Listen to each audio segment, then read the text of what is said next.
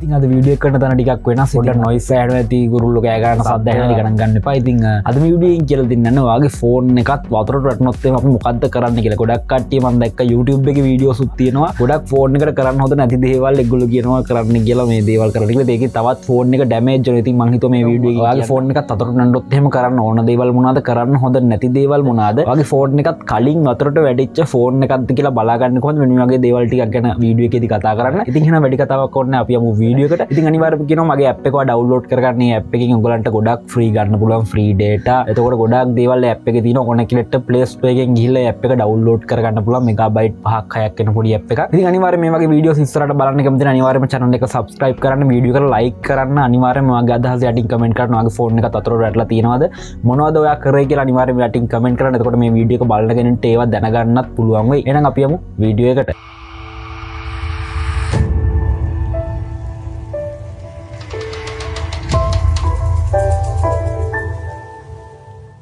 ඉතින් මම මුලින්ම කියන්නම් ඔයාගේ ෆෝන් එක වතුරට වැටුනොත් එහෙනම් මොනවද කරන්න ඕනි කියලා. හරියට ස්ටෙප් බයි ස්ටෙප් ඊට පස්සේ මම කියන්නම් කරන්න හොඳ නැත්තේ මොනවද කියලා. ඉතින් ඔයාගේ ෆෝන් එක අනිවාර්යයෙන්ම වතුරට වැටිච්ච ගමන් ඔයා කරන්න ඕනේ ඔයාගේ ෆෝන් එක අරගෙන මුලින්ම ෆෝන් එක ඕෆ් කරන එක. ෆෝන් එක ඔන්ද, කැමරා වැඩ කරනවද, ස්පීකර් එක වැඩ කරනවද, මේ කිසිම දෙයක් බලන්න යන්න එපා. ෆෝන් එක ඕෆ් වෙලා තියෙනවා නම් ඔන් කරන්න යන්නත් එපා. ඔයා මුලින්ම ෆෝන් එක ගත්ත ගමන් කරන්න ඕනේ ෆෝන් එක ඕෆ් කරන එක. ඊට පස්සේ ඔයා මේ කිසිම බටන් එකක් ප්‍රෙස් කරන්න යන්න එපා. කිසිම දෙයක් කරන්න යන්න එපා. ඔයාගේ ෆෝන් එකේ බෑක් කවර් එක ගලවන්න අනිවාර්යයෙන්ම. ඊට පස්සේ ඔයාගේ ෆෝන් එකේ ටෙම්පර්ඩ් එක සාමාන්‍යයෙන් කැඩලා තියෙනවා නම් නැත්නම් ගොඩක් වතුර රැදෙන විදිහට නම් තියෙන්නේ. ටෙම්පර්ඩ් ග්ලාස් එකත් ගලවලා දාන්න අමතක කරන්න එපා. ඊට පස්සේ ඔයා කරන්න ඕනේ ඔයාගේ කිසිම ෆෝන් එකේ කිසිම බටන් එකක් ප්‍රෙස් කරන්න යන්න එපා. ඊට පස්සේ ඔයා බලන්න ඕනේ ඔයාගේ ෆෝන් එක water resistant ද water proof ද කියලා. water proof ෆෝන් එකක් නම් ගොඩක් කට්ටිය හිතන්නේ ඉන්නවා මේ water resistant කියන එකයි water proof කියන එකයි දෙකම එකයි කියලා. මේ water proof කියන්නේ වතුර දැම්මට කිසිම අවුලක් වෙන්නේ නැති විදිහට හදලා තියෙනකොට තමයි මේ water proof certificate එකක් මේ ෆෝන් වලට එන්නේ. සාමාන්‍ය iPhone එකක් මේ වෙනකොට water proof වෙන්න හැම එකම ඉන්නේ water resistant විතරයි. ඒ කියන්නේ වැස්සට තෙමුනොත් එහෙම ලොකු අවුලක් වෙන්නේ නැති විදිහට තමයි හදලා තියෙන්නේ. ඉතින් ඒකයි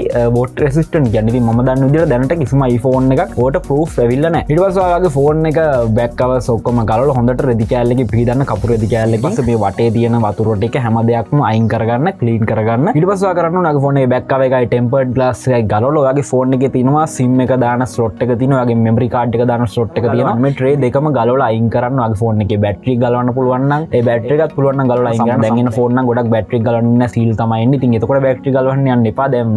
memory card එතකොට SIM ගලවලා මේ tray එක තියෙනවා නම් මේ tray එක ආයිමත් දාන්න යන්න එපා. tray එකත් අයින් කරන්න. මොකද ඔයාගේ ෆෝන් එකේ වතුර තියෙනවා නම් ඉතින් ඒ slot වල තියෙන ඒ වගේනොත් වතුර පිට වෙන්න උදව්වක් වෙන හින්දා. ඊට පස්සේ ඔයාගේ ෆෝන් එක ටික වෙලාවක් මේ විදිහට උඩ අතට පොඩ්ඩක් විනාඩි 15ක් 20ක් විතර තියලා දෙන්න. මොකද මේක ඇතුලේ තියෙන වතුර ටික බේරිලා පොඩ්ඩක් තියෙන වතුර ටික අයින් වෙන්න. මේ විදිහට විනාඩි 20ක් 30ක් විතර පොඩ්ඩක් තියලා තියන්න. ඊට පස්සේ ඊළඟට තියෙන ගොඩක් කට්ටිය කරනටත් තමයි දැන් මේ වතුර ඔක්කොම අපිට අයින් කරගන්න පුළුවන් ටික අයින් කරලා ගොඩක් කට්ටිය කරන එක තමයි හාල් බෑග් වල එහෙම දාලා තියෙනවා. V බෑග් වල එහෙම දාලා තියෙනවා. ඉතින් එහෙම දාන්න හොඳ නැහැ. මම නම් රෙකමන්ඩ් කරන්නේ සාමාන්‍යයෙන් iPhone එකක් නම් කවදාවත් එහෙම දාන්න යන්න එපා. Android phone වලට ගොඩක් කට්ටිය කියලා තියෙනවා මේ trick එක වැඩ කරනවා හාල් බෑග් වල දානවා කියලා. ඉතින් ඒකෙන් එන්නේ ඔයාගේ ෆෝන් එකට තවත් dust එක යනවා. ඉතින් ඒ විදිහට කරාම ෆෝන් එකේ ඇතුළට dust එක යනවා, හාල් වල තියෙන dust එක, ඒ දේවල් ඔයාගේ ෆෝන් එකට කියලා තවත් ෆෝන් එක damage වෙන එක තමයි වෙන්නේ. ඉතින් ඒකින්ද මේ වතුර ටික අයින් කරගන්න අපි සාමාන්‍යයෙන් දාන්නම ඕනේ නැහැ. හාල් බෑග් එකට අපිට ඊට වඩා හොඳ අලුත් ක්‍රම තියෙනවා. අපේ මේ ෆෝන් එක ඇතුළේ තියෙන වතුර අයින් කරගන්න. ඊට පස්සේ තව ගොඩක් කට්ටිය කරනවා hair dryer එකකින් ගොඩක්ම temperature එක වැඩි කරලා dry කරන්න හදනවා. ඉතින්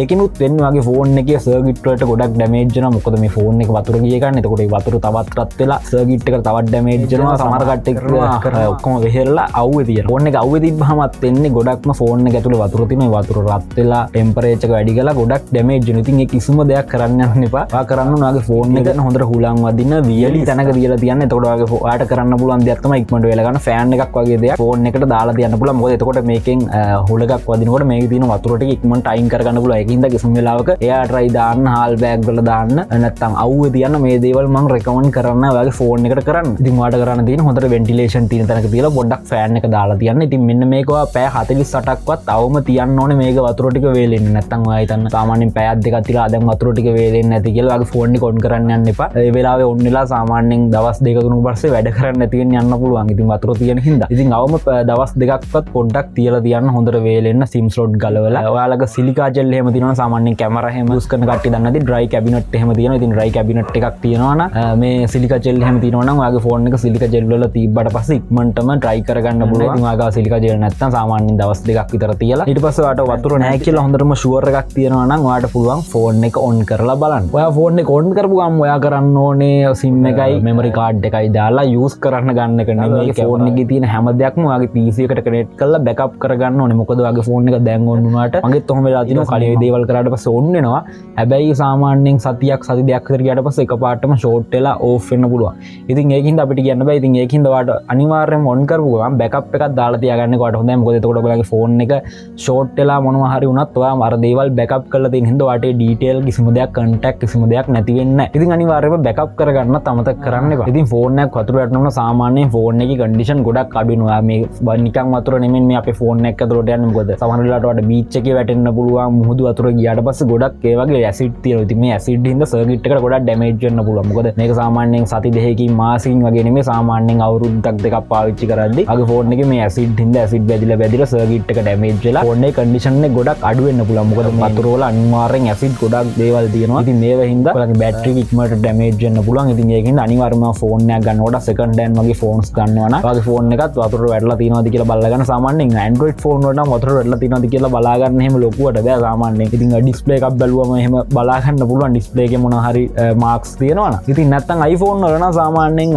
SIM slot එක ගැලවුවට පස්සේ ඔයගලන්ගේ මාක් එකක් තියෙනවා සුදු පාට. ඉතින් මේ මාක් එක සුදු පාටට තියෙනවා නම් ඔයාගේ ෆෝන් එක තාම වතුරට වැටලා නැහැ. ඔයාගේ ෆෝන් එකෙත් මේ මාක් එක තියෙන්නේ රතු පාටට නම් ඔයාගේ ෆෝන් එක මීට කලින් වතුරට වැටුණු ෆෝන් එකක්. ඉතින් ඒක බලා ගන්න පුළුවන්. ඉතින් ඔය දේවල් ටික තමයි මට කියන්න ඕනේ. ඉතින් අනිවාර්යෙන් මම අර කරන්න එපා කියපු දේවල් කරන්න එපා. මොකද ඒවෙන් තවත් ෆෝන් එක ඩැමේජ් වෙනවා. හෙයාර් ඩ්‍රයර් වලින් ඇල්ලුවාම තවත් ඇතුලේ තියෙන ටෙම්පරේචර් එක වැඩිලා තවත් ඩැමේජ් වෙලා යනවා. ඉතින් අවුවේ තියන්න යන්න එපා. හාල් බෑග් වල දාන්න යන්න එපා.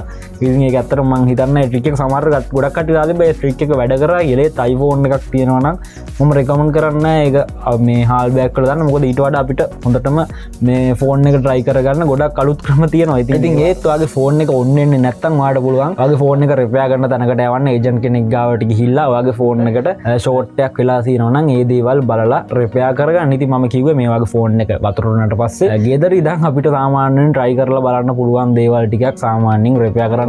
ඉතින් ඔයා මොකද හිතන්නේ මේ දේවල් ගැන? ඔයා කලිනුත් කරලා තියෙනවද? ඔයාගේ ෆෝන් එක වතුර වෙලා තියෙනවද? තව අලුත් ක්‍රම තියෙනවද ඔයාගේ ෆෝන් එක try කරගන්න? මේ හැම දෙයක්ම යටින් කමෙන්ට් කරන්න. මේ වීඩියෝ එකට වැදගත් වුණාද නැද්ද කියලා යටින් කමෙන්ට් කරන්න. ඔයාගේ යාළුවෙක්ට බලන්න මේ වීඩියෝ එක ෂෙයා කරන්න අමතක කරන්න එපා.